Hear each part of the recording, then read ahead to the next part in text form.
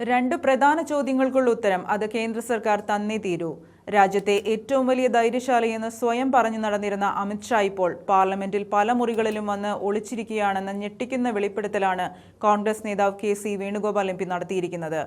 രാഷ്ട്രീയ ചാണക്യൻ എന്ന വിളിപ്പേരുള്ള ആളാണ് ഈ മുറികളിൽ മാറി മാറി ഒളിച്ചു കഴിയുന്നത് ഓർക്കണം. എന്തൊരു നാണക്കേടാണിത്. ഇന്ന് പാർലമെന്റ് സഭ ചേരുന്നതിന് മുമ്പ് മാധ്യമങ്ങളെ കണ്ട KC വേണുഗോപാലാണ് ഈ ഞെട്ടിക്കുന്ന വെളിപ്പെടുത്തൽ നടത്തിയിരിക്കുന്നത്. പ്രധാനമായിട്ട് രണ്ട് പ്രധാന ചോദ്യങ്ങൾക്കാണ് മറുപടി പറയേണ്ടത്. ഡൽഹിയിലെ ക്രമസമാധാന പാലനവുമായി ബന്ധപ്പെട്ട പെല്ലറ്റ് ഗൺ പ്രയോഗം, ലാത്തി ചാർജ്, കണ്ണീർ വാതകം തുടങ്ങിയ നടപടികൾക്കാണ് ആരാണ് ഉത്തരവിട്ടതെന്ന് അമിത്ഷാ വ്യക്തമാക്കണം. കൂടാതെ അയോധ്യ രാമക്ഷേത്ര നിർമ്മാണവുമായി ബന്ധപ്പെട്ട് നടന്ന സാമ്പത്തിക ക്രമക്കേടുകളെക്കുറിച്ചുള്ള ചോദ്യങ്ങൾക്കുള്ള ഉത്തരം ആ വിഷയം സഭയിൽ അവതരിപ്പിക്കാനുള്ള അവസരവും നൽകണം. ഈ രാജ്യത്തെ കോടാനുകോടി ജനങ്ങൾ നൽകിയ സംഭാവന പണം കട്ടുമുടിച്ചിട്ട് അതിനെ കുറിച്ച് ഉരിയാടാൻ പാടില്ല എന്ന മട്ടിലാണ് കേന്ദ്രത്തിന്റെ നിലപാട്. അതിന് കുറച്ച് പറയുന്നവർക്കെതിരെ കേസെടുക്കുന്ന ഒരുതരം വിചിത്രമായ രീതി. അതുപോലെ ഭക്തരുടെ പണം കൈകാര്യം ചെയ്യുന്നതിൽ കേന്ദ്ര സർക്കാർ നിയമിച്ച ട്രസ്റ്റ് സുതാര്യത പാലിക്കുന്നില്ലെന്നും അദ്ദേഹം തുറന്നടിച്ചു.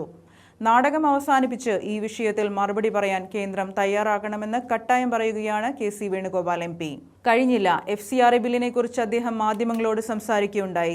രാഹുൽ ഗാന്ധിയെയും പ്രിയങ്ക ഗാന്ധിയെയും FCRA വിഷയത്തിൽ പാർലമെന്ററി കാര്യമന്ത്രി കിരൺ റിജു വന്ന് കണ്ടുവെന്ന് ചില നീക്കുപോക്കുകൾ നടന്നുവെന്ന അഭ്യൂഹങ്ങൾക്കാണ് അദ്ദേഹം വിരാമമിട്ടത്.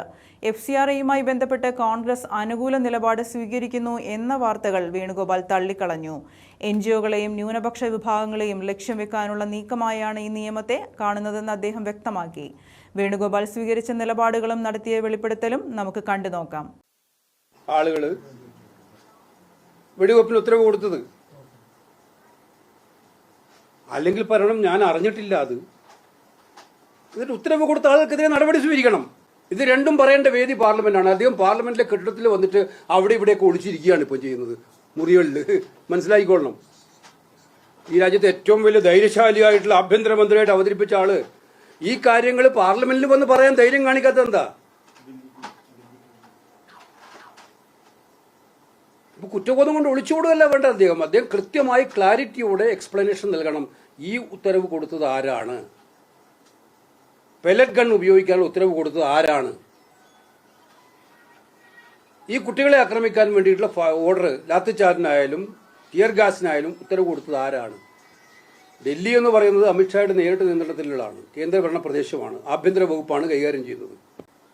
അപ്പോൾ ആ ഉത്തരം പറയാൻ സാധിക്കാതെ പാർലമെന്റിൽ നിന്ന് ഒളിച്ചോടുന്ന സാഹചര്യം ഉണ്ടാകുന്നതിനെ ഞങ്ങൾ യോജിക്കുന്നില്ല. അതുകൊണ്ട് അദ്ദേഹം വന്ന് കൃത്യമായ സ്റ്റേറ്റ്മെന്റ് കൊടുക്കുന്നവരെ ഞങ്ങളുടെ ഈ കാര്യം മുന്നോട്ട് കൊണ്ടുപോകും.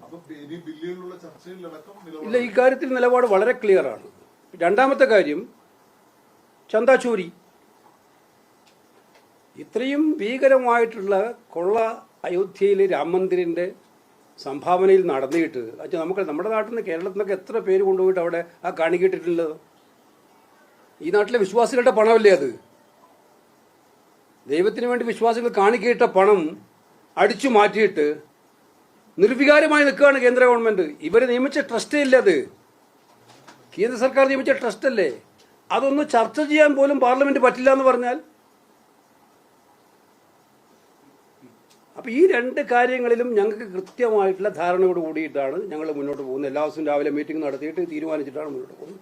ഈ കാര്യത്തിൽ ധാരണ വേണം. FCRAയുടെ കാര്യത്തിലെ ഇപ്പോ പുതിയൊരു വാർത്ത വരുന്നത് കോൺഗ്രസുമായി പ്രത്യേകിച്ച് രാഹുൽ ഗാന്ധിയുമായി സംസാരിച്ചു, ചില ഇളവുകൾക്കൊക്കെ തയ്യാറാണ് എന്ന തരത്തിൽ വാർത്തകൾ വരുന്നുണ്ട്. FCRA ശുദ്ധാസംബന്ധം. ഇന്നലെ അദ്ദേഹം വന്ന് സംസാരിച്ചപ്പോൾ ഞാനും ഉണ്ടായിരുന്നല്ലോ അവിടെ. സംസാരിച്ചപ്പോൾ ഈ കാര്യത്തിൽ വളരെ വ്യക്തമായ നിലപാട് പ്രതിപക്ഷ നേതാവും പറഞ്ഞിട്ടുണ്ട്, ഞങ്ങളെല്ലാം പറഞ്ഞിട്ടുണ്ട്. FCRA കഴിഞ്ഞ പ്രാവശ്യം കൊണ്ടുവന്നത് ദുരുദ്ദേശത്തോടു കൂടിയിട്ടാണ്. സന്നദ്ധ സംഘടനകളെയും മൈനോറിറ്റി വിഭാഗത്തിനെയും ടാർഗറ്റ് ചെയ്യുന്നതിന് വേണ്ടിയിട്ടുള്ള ഒരു നിയമ നടപടിയായിട്ടാണ് അത് കാണാൻ കഴിയുന്നത്. സത്യത്തിൽ ഭീഷണിപ്പെടുത്തിയിട്ട് വരുതിക്ക് നിർത്താൻ വേണ്ടിയിട്ടുള്ള ഒരു പരിശ്രമം. അപ്പം അതിനെ ഒരു കാരണവശാലും അംഗീകരിക്കാൻ പറ്റില്ല എന്നുള്ളത് കൃത്യമായിട്ട് ഞങ്ങൾ പറഞ്ഞിട്ടുണ്ട്. അത് ഇന്നലെ അദ്ദേഹത്തോട് പറഞ്ഞിട്ടുണ്ട്. ഈ ബില്ലുമായിട്ട് മുന്നോട്ട് പോകുന്നതിന് ഞങ്ങൾ ഒരു കാരണവശാലും അംഗീകരിക്കില്ല. ഇല്ല, ഒന്നും പറഞ്ഞിട്ടില്ല.